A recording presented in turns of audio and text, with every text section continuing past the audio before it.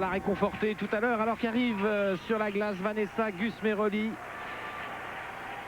qui, je vous le disais, est un phénomène du sport tout court puisque bien cette jeune fille est championne de France de ski nautique en figure et que, eh bien écoutez, elle patine très très bien également. Alors j'ai dit hier par erreur qu'elle voulait arrêter le ski nautique. Il ne faut pas le dire à Didier Gaillet, mais pas du tout, elle veut continuer à en faire parallèlement. Mais elle a tout de même choisi comme sport majeur le patinage auquel elle consacre plusieurs heures par jour. Elle va débuter ici avec le triple loop. C'est dur en début de programme. Les démontées haut pourtant ce loop. Le boucle qui est un bon saut pour elle normalement. Allez.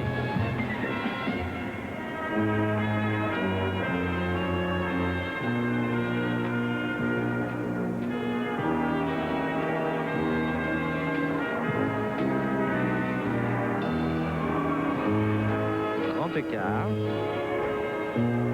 Le thème du cirque du début jusqu'à la fin, un programme qui a été conçu en partie avec Muriel Zazoui, l'entraîneur de Marina Alicina et Gwendal Pesra.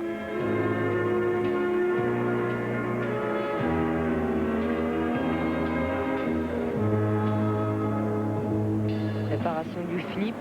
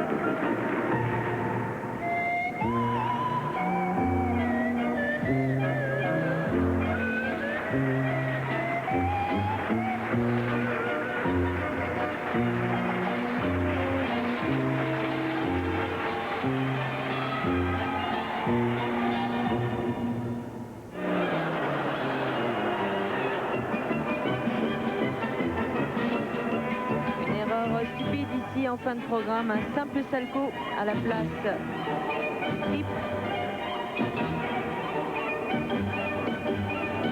Elle le ressent peut-être ici, à moins que ce soit un double axel enchaîné en combinaison, double flip et un simple boucle, pourquoi pas.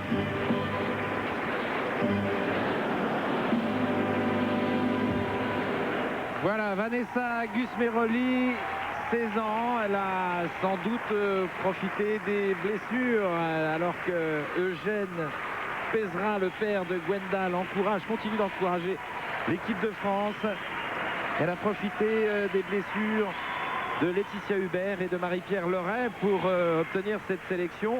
Mais en tous les cas, ça lui aura permis de se mettre dans le grand bain à l'âge de 16 ans. C'est important, vous vous rendez compte que Slutskaya La nouvelle championne d'Europe n'a que 16 ans. Elle aura 17 ans au mois de février. Le 9.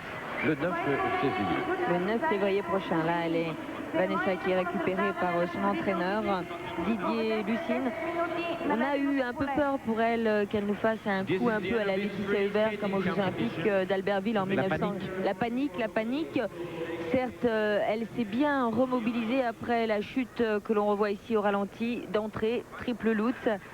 Ça, c'était vraiment dur, mais elle a attendu une demi-heure dans les vestiaires. Et quand on n'est pas mûr et quand on n'a pas une grande expérience de la haute compétition, c'est difficile d'attendre, d'entendre les notes, de voir passer les patineuses qui en ont fini, alors que vous avez toujours vos 4 minutes à faire devant les 9 juges.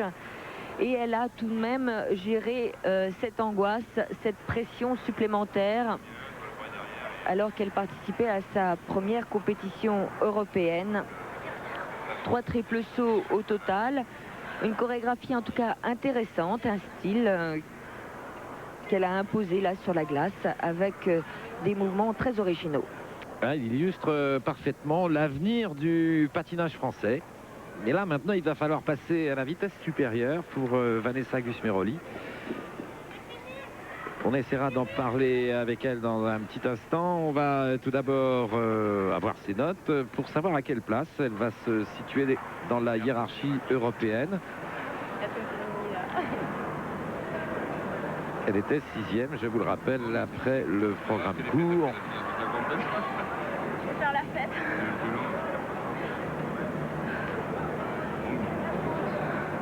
Bonjour la France. Voilà, Didier Lucine, son entraîneur. Elle a commencé le patinage du côté de la Clusaz, où ses parents tenaient une pizzeria.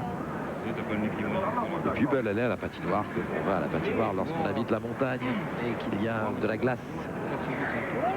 Pas loin des pistes. Grande skieuse aussi. C'est une vraie sportive, c'est une patineuse qui amène un certain brin de fraîcheur au sein de l'équipe de France de patinage. Et les notes sont assez basses avec 4-9 seulement du juge bulgare. La deuxième note devrait peut-être un tout petit peu monter, mais Vanessa Gusmeroli va finir 8e seulement de ce championnat d'Europe, donc elle recule de 2 places. On va se retrouver avec Surya Bonalier peut-être pour le podium dans un tout petit instant après une page de pub. À tout de suite.